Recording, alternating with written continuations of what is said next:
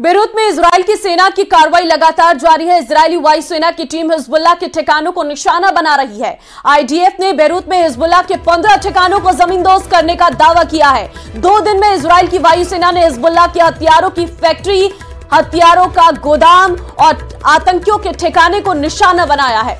तो बेरूत में इजराइल की सेना की यह बड़ी कार्रवाई देखने को मिली है, जहां पर लगातार जो है 15 ठिकाने ध्वस्त किए गए हैं। इजराइल की सेना की यह बड़ी कार्रवाई देखने को मिली है। हिजबुल्लाह के इंटेलिजेंस कमांड सेंटर पर भी हमला किया गया है और 15 ठिकाने ध्वस्त कर दिए गए हैं। हिजबुल्लाह के इंटेलिजेंस कमांडर सेंटर जो है वहां पर भी हमला किया गया है। आईडीएफ का यह हमला बताया जा रहा है। तो आपको बता दें, इजराइल ने बेरूत पर फिर से हमला शुरू कर दिया है और लगातार हिजबुल्लाह के लड़ाके भी इस वक्त इजराइल पर मिसाइल और रॉकेट दागने की पूरी तैयारी कर रहे हैं। इजराइल और जिस तरीके से लगातार बेरूत में इजराइल की सेना बड़ी कार्रवाई करती हुई नजर आ रही है, इससे साफ नजर आ रहा है कि अभी ये युद्ध जो है और चरम सीमा में पहुंचने वाला है, क्योंकि एक तरफ से लगातार जो है कार्रवाइयां की जा रही हैं। इजराइल ने बेरूत पर फिर से हमला किया है। हिजबुल्लाह लड़ाके भी इस वक्त इजराइल पर मिसाइल और रॉकेट की बौछार कर रहे हैं। हिजबुल्लाह को तुर्की से मिल रहे सपोर्ट ने युद्ध को नया मोड़ दे दिया है। अरब देशों में भी ईरान ने इजराइल के खिलाफ माहौल बना दिया है। उधर तुर्की में रखे अमेरिका के एटम बम इजराइल के लिए सबसे बड़ा थ्रेट बन गए हैं। यह रिपोर्ट देखिए।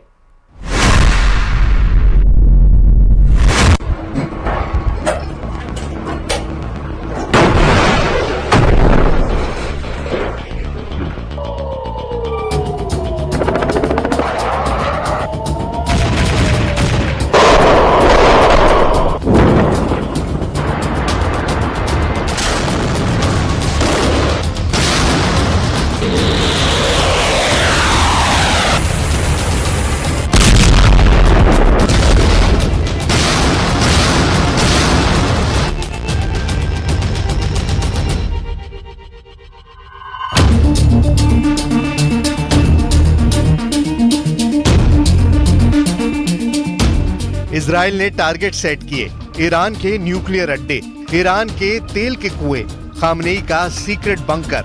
लोकेशन तय हो चुकी है, लेकिन हमले का वक्त अभी तय नहीं।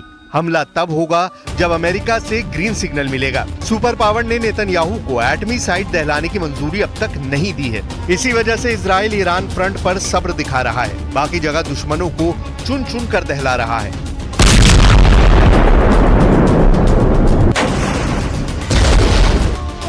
इजराइल ने ईरान के मिसाइल हमले का बदला फिर से बेरूत को दहला कर लिया है। आधी रात जंगी जेट से बारूद बरसाकर बेरूत को पाट दिया गया है।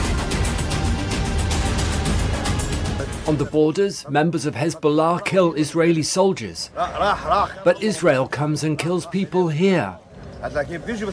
Wherever there is a building, they damage it. This is what they are able to do. Israel के हमले में झुलसे बेरूत में धुएं का गुबार अगली सुबह तक उठता रहा। बेरूत में जलती इमारतों से उठती लपटें अब भी शांत नहीं हुई हैं। इतने पर भी नेतन्याहू को सुकून नहीं मिला है। इजराइल अपने हर दुश्मन की टोटल तबाही के मिशन में जुट गया है। लेबनान में हिजबुल्लाह पर बारूदी प्रहार नॉनस्टॉप जारी है। यमन में हूती विद्रोहियों को जंगी जेट से आईडीएफ दहला रही है। नेतन्याहू ने गजा और वेस्ट बैंक में हमास को रॉकेट अटैक से धुआं धुआं कर रखा है। सीरिया में भी इजराइल ने नया फ्रंट खोलकर मिलिशिया लड़ाकों के चीथड़े उड़ा दिए हैं। इजराइल के हाहाकारी हमले से अब भी बचा हुआ है तो वो है सिर्फ ईरान। लेकिन कब तक? जवाब अमेरिका ने दिया है। अमेरिका ने तय किया है कि ईरान को इस बार अच्छी डोज दी जाएगी, ऐसी डोज जिससे अली खामनेई की आए दिन वाली धमकियों का अंत हो जाए। ईरान से युद्ध में सुपर पावर अमेरिका इजराइल को फुल सपोर्ट देने का ऐलान कर चुका है, लेकिन जो बाइडेन ने नेतन्याहू के सामने एक शर्त रख दी है। इसी शर्त पर हमले ने फिलहाल ब्रेक लगा दी है। शर्त क्या है, खुद जो बाइडेन की जुबानी सुन लीजिए।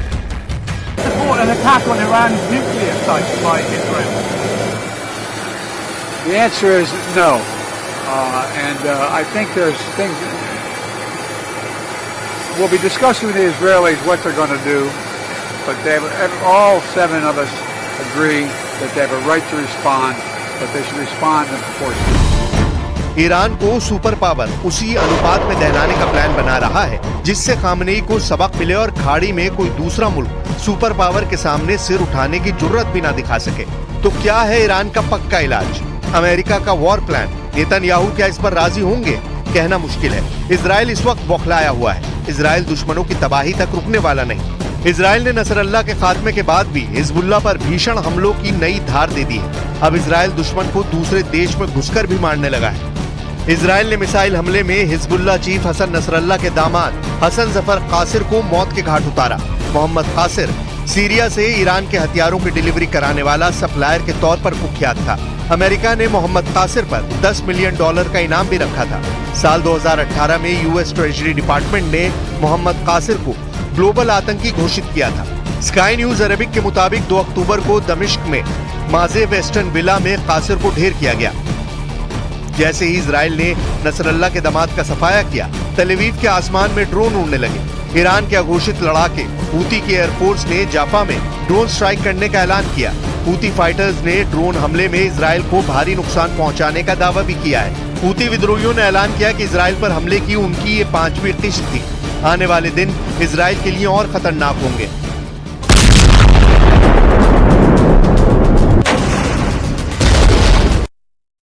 विद्रोही जाफा में कई ठिकानों को निशाना बना चुके हैं। वो ड्रोन हमले से जाफा को दहला चुके हैं और अब उन्होंने अपना अगला टारगेट भी सेट कर लिया है, जिससे नेतन्याहू की चिंता बढ़ गई है क्योंकि हूती लड़ाकों की मिसाइल रेट में पूरा इजराइल आता है। देखिए रिपोर्ट।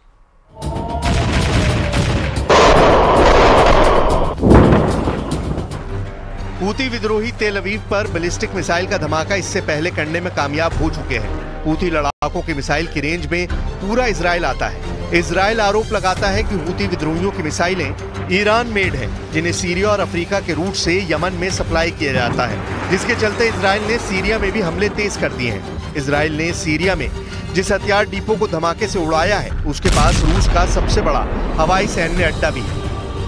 गुरुवार की सुबह इजराइल के फाइटर ड्रोन और जंगी जेट ने सीरिया के जबलेह में हथियार डिपो पर मिसाइल स्ट्राइक की। 40 से 50 मिनट तक चले हमले के दौरान बारूदी धमाके का शोर कई किलोमीटर दूर तक सुनाई देता रहा। जिस हथियार डिपो को दहलाया गया वो सीरिया में सबसे बड़े रूसी एयरबेस हमीमीम के करीब लताकिया में है। मीडिया रिपोर्ट्स के मुताबिक इजराइल के हमले के जवाब में रूस के फाइटर जेट ने भी उड़ान भरी। हालांकि तब तक इजराइल अपनी हद में वापस लौट चुका था। इजराइल के ताबड़तोड़ हमलों से तेहरान में खलबली है। ईरान के सुप्रीम लीडर की धमकी के बाद प्रेसिडेंट पेज़ेश्कियान ने भी नेतन्याहू को युद्ध की चुनौती दे दी है। به دنبال جنگ نیستیم. این اسرائیل که ما رو وادار میکنه که عکس العمل نشون بدیم. اسرائیل در مهمان ما رو در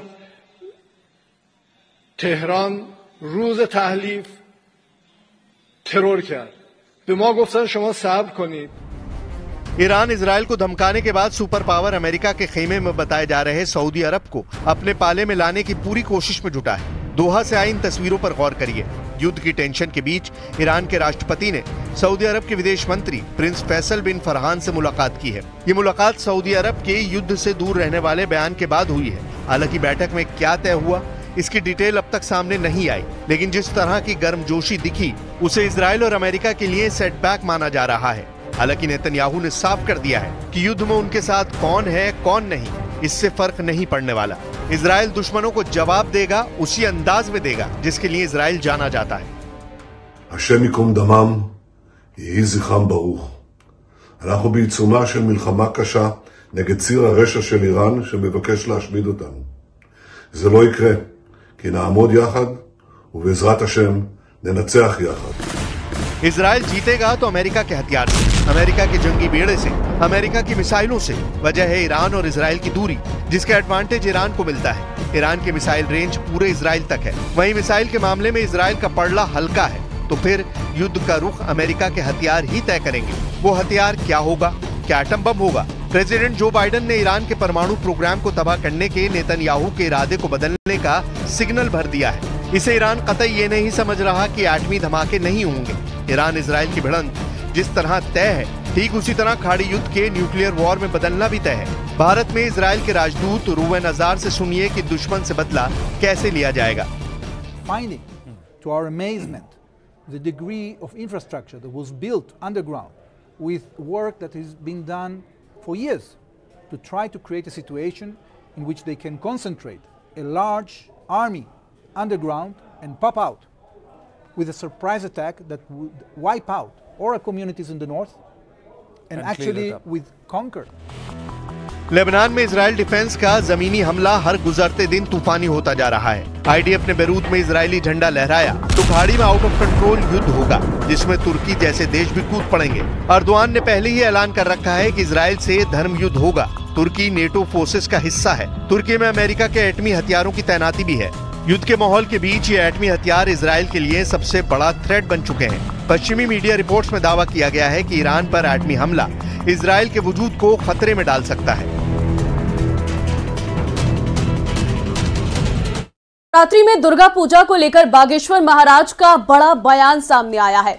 बागेश्वर महाराज पंडित धीरेन्द्र कृष्ण शास्त्री ने दुर्गा पूजा करने वालों से संकल्प लेने की अपील की है। उन्होंने कहा है कि दुर्गा पूजा तभी सफल है जब प्रत्येक बेटी की आबरू इज्जत पर उठने वाली उंगली को ही तोड़ने का प्रण ले।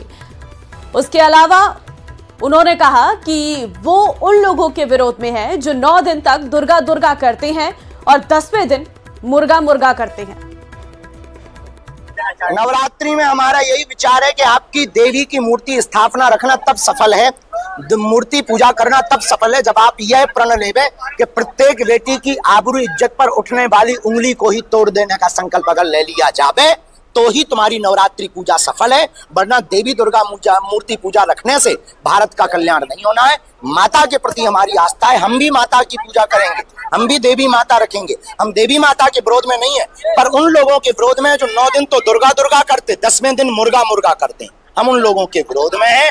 माता देवी को रखने वाले लोग संकल्प लेवें, दुर्गा पूजा के साथ भारत की बहन बेटियों के साथ होने वाले अत्याचार पर कम से कम खुलकर बोलें। महालक्ष्मी के 30 टुकड़े हुए, 30 टुकड़े हिंदू बेटियों के हो रहे हैं। इनके लिए अब हिंदुओं को संकल्प लेना पड़ेगा।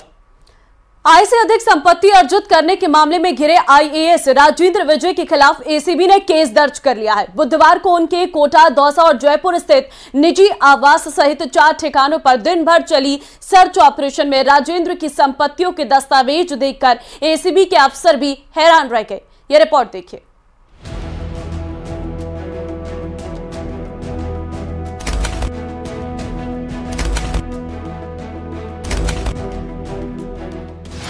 संपत्तियां आलीशान, एसीबी के अफसर हैरान।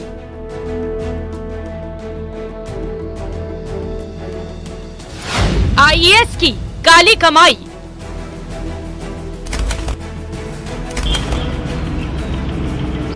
हिसाब देने की घड़ी आई।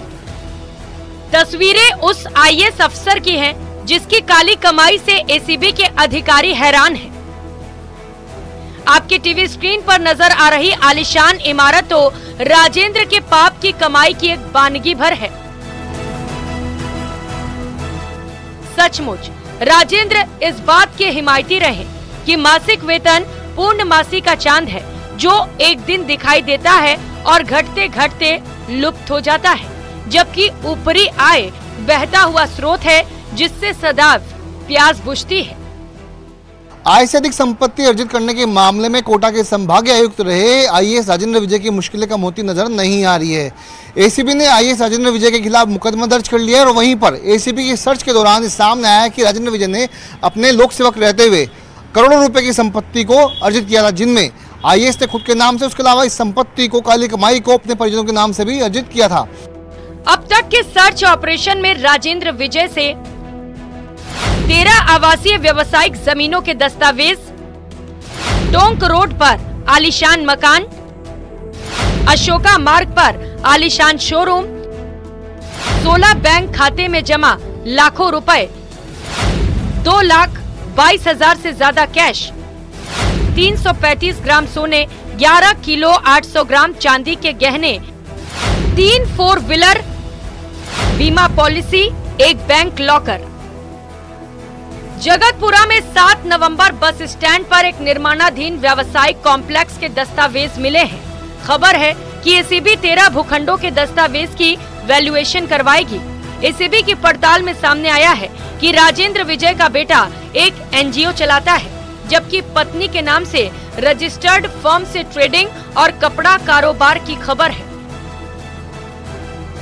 एसीबी को आईएएस राजेंद्र विजय के भ्रष्टाचार के खेल में कुछ और नजदीकी और विश्वस्त लोगों के शामिल होने का भी अंदेशा है,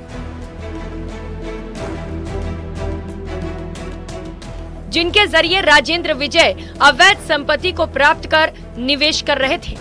खबर है कि एसीबी जल्द ही उन लोगों से भी पूछताछ करने जा रही है। आईएएस राजेंद्र विजय की काली संपत्ति उजागर होने के बाद एसीबी के राडार पर अब वे व्यक्ति भी शामिल है जो कि आईएएस राजेंद्र विजय के काफी करीबी हुआ करते थे, जिनमें उनका ड्राइवर भी शामिल है। आने वाले दिनों में हो सकता है कि एसीबी ऐसे लोगों से भी पूछताछ करे जो कि राजेंद्र विजय के लिए उनके सेवा काल के दौरान अवैध संपत्ति का लेन देन का कारोबार करते थे। सरकार ने भले ही राजेंद्र विजय को एपीओ कर दिया हो, लेकिन भ्रष्टाचार से अनाप शनाप कमाई करने वाले राजेंद्र विजय को सजा मिल पाएगी, ये भविष्य ही बताएगा। न्यूज़ 18 राजस्थान के लिए जयपुर से विष्णु शर्मा की रिपोर्ट।